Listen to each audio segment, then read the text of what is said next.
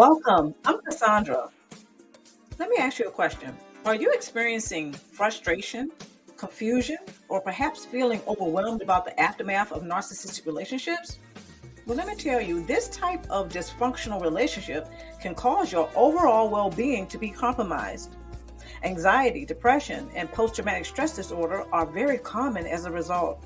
For instance, did you guys know that problems with mental health, just like physical health issues, can have a significant negative effect on a person's life? In addition, the National Institute of Mental Health notes that 7.1% Trusted Source U.S. adults have a major depressive episode. There is a growing evidence that being physically active can help prevent or treat mental health conditions.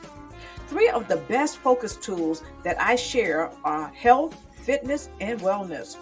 Incorporating a healthy lifestyle as an expression of outgrowing unhealthy relationships can prove to be a real game changer.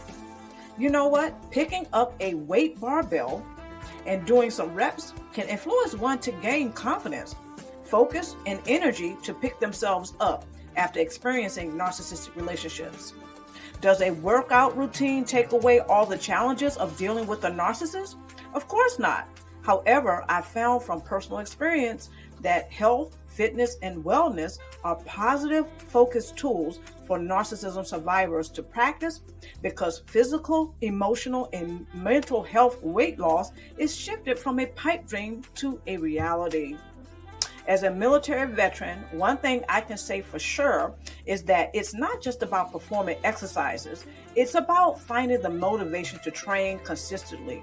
That's why I'll be sharing more tips, tools, and strategies to help you stay focused and motivated and on track. To keep yourself inspired, I'm also featuring videos and podcast episodes of stories about narcissism survivors.